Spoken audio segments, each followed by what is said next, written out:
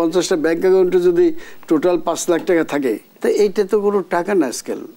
যে সমস্ত লোকরা বলছেন তাদের বুদ্ধি যে কত অভিযোগ আছে, এই সমস্ত দেশটা তো পীর দরবেশে খেয়ে ফেলেছে। সব বিবেকবান লোকগুলো সব বিবেকহীন হয়ে পড়েছে আজকে।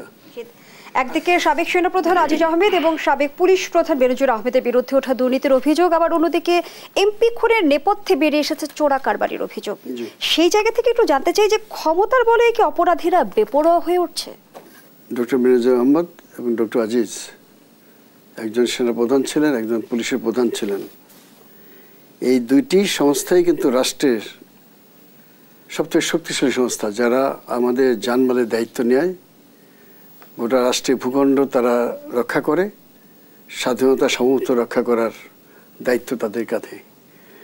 এই দুইটি দেশের সংস্থার দুই প্রধানকে নিয়ে আজকে আলোচনা হবে, এটা আমাদের জন্য সবার জন্য অত্যন্ত বিব্রতকর এবং লজ্জাজনক।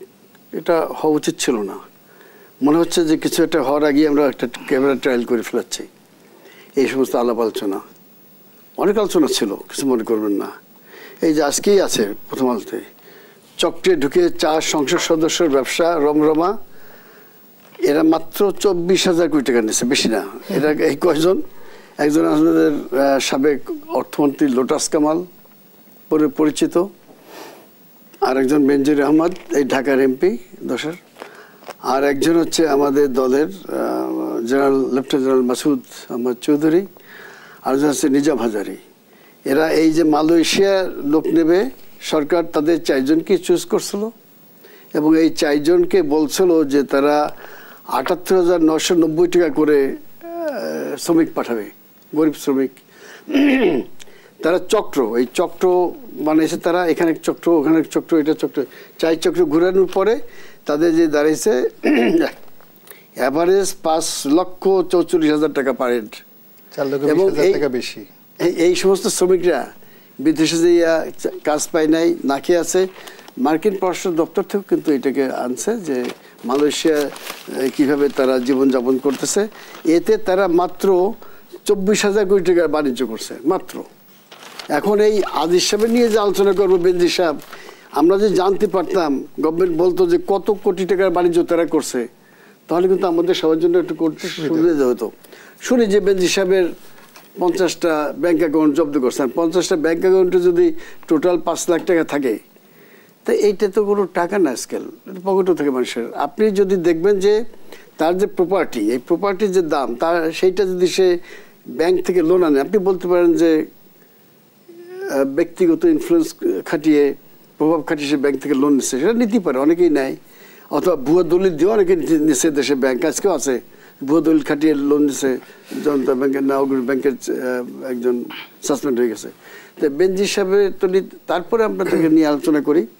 এই যে আজকে তারপরে আমি দেখাবো, দেখেন এই মাত্র 532টি বাড়ি, এই বাড়িগুলো সমস্ত হচ্ছে এই সে দুবাইতে 22 সালে 23 সালে 532টি বাড়ি দুবাইতে।